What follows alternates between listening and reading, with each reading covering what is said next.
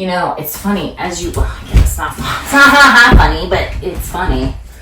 I think sometimes innocence is so great because of the fact that, like,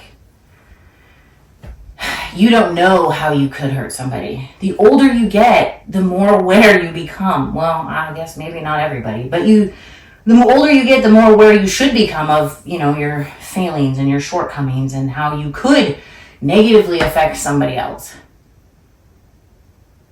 And it would be nice to not have that. And maybe make dating a lot easier. Anyway, so playing house. And then my due date comes and goes. And that little kid, you know, none of the babies, none of my kids wanted to leave the body. And they all went well past their due date. To the point, and they were all big. They were all big babies. Healthy, big babies. So they induced me. And I'm not going to go into like the whole birth story, but I will say this. Tatum tore me from one end to the other. It was awful. So, you know, now I'm 19 years old and I've got a whole bunch of issues down there. Which is fine because she was the most incredible thing I had ever touched, smelt, felt, heard, seen. I mean, glorious. Like, and I know for all those other moms out there, like, you get what I'm saying. There's nothing that compares to having a child. The senses are all heightened and you just... I swear I can still smell the way she smelled when she came out. I lost a lot of blood and I was at, you know, some little county hospital. And of course I was on state medical, so they had me stay for like 5 days. And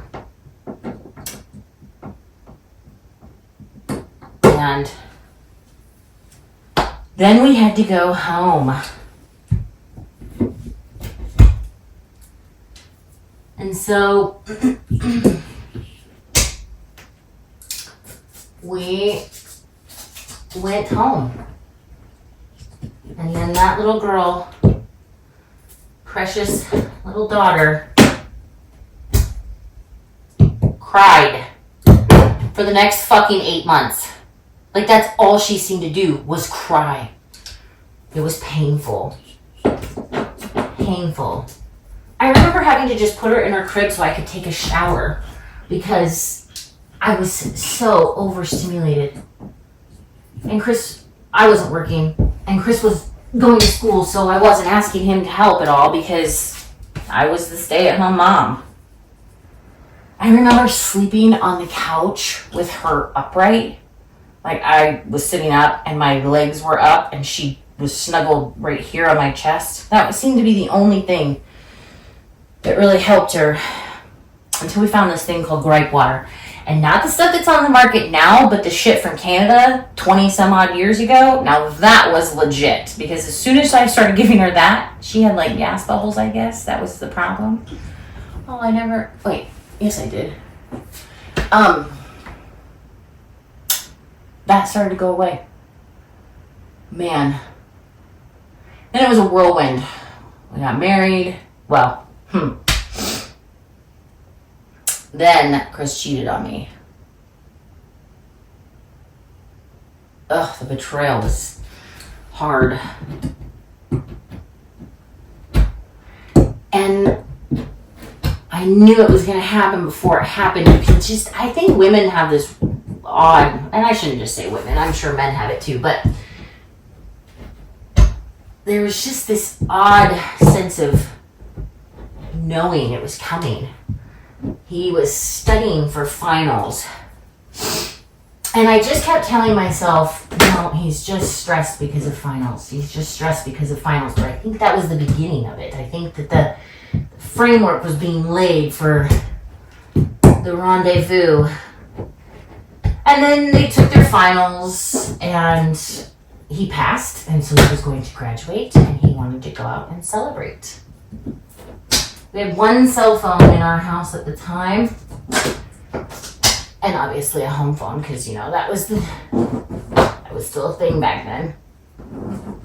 Gosh, it's so funny. 20 some odd years is not that long, and yet I bet you there's not a lot of people who have a actual landline anymore. I hope I don't have plumber's butt right now. So he takes the cell phone because he's going out. I wasn't 21, but whatever. And it's not like we had a babysitter. And he deserved to go out.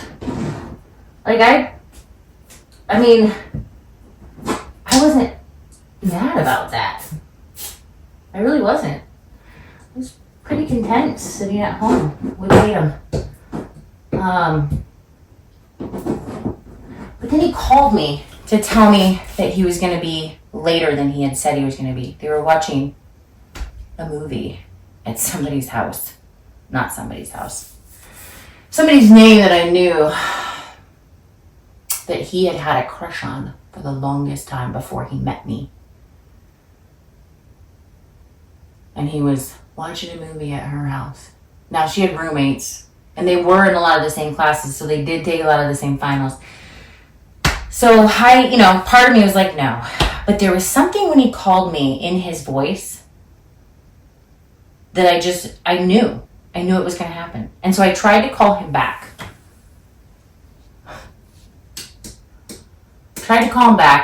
And the phone was shut off.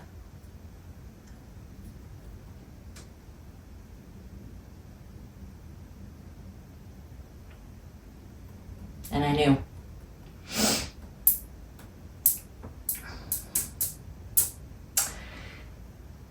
Now, mind you, it's not like I was a saint to other people and I hadn't cheated on him. Oh, why can't I get this one?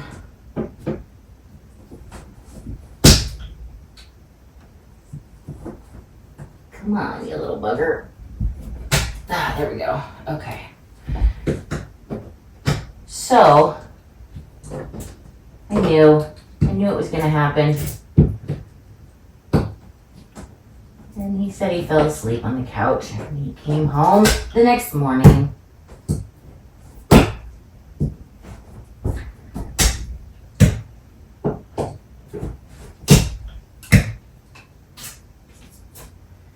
And I asked him, I said, if you ever cheated on... Oh, no, I didn't ask him. I let it go because I was like, you know what? This is karma. This is karma for my shit that I did. Now, I was scheduled to go back over to Seattle for wedding planning. So I left to go do that. And he still was kind of acting funny. I think he probably cheated on me more than just the one time. And it probably was more than a kiss, like he said. My guess is it was a lot more than a kiss. And it was probably more than once. So, I get back from Seattle, and he's still just kind of different. And so I asked him, I said, if you ever cheated on me, would you tell me? And he said, yes, but that he would never cheat on me. Now, all I could do was believe him. It's not like I was going to go on a fact-finding mission.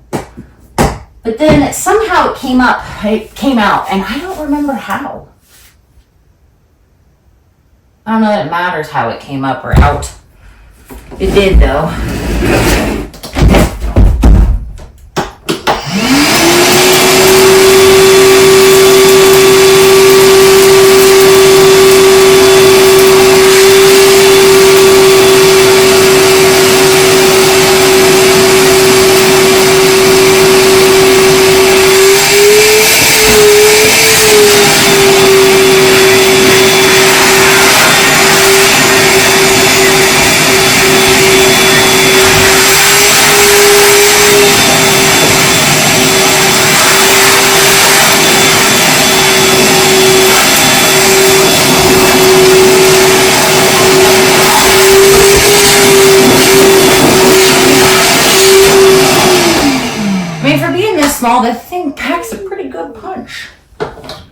does a good job.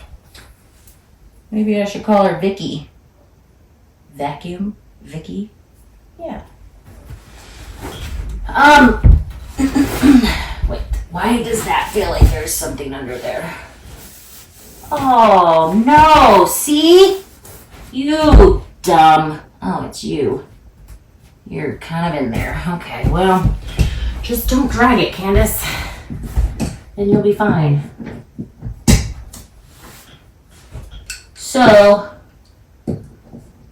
once I found out, I went to this person's house to confront her.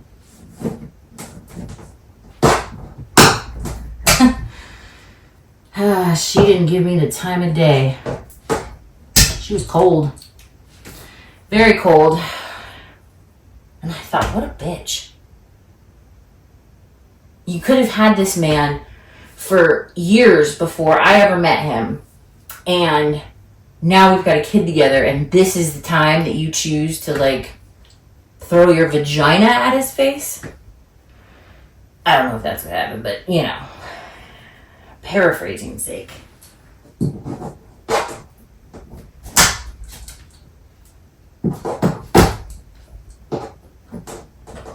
And so, I called off the wedding, as I fucking should have. Called it off. I was like, we're not getting married. Not happening. And I moved in with my stepmom and dad. Well, me and my kid, well, our kid, she went with me.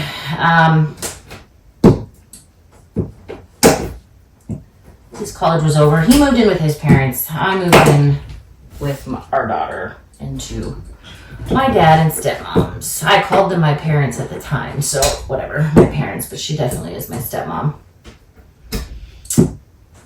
And I was gonna go to school. I was gonna go to Green River Community College. I looked into it. It was gonna happen. Life was gonna be great. I could do, it's not like I would have been 100% single mom.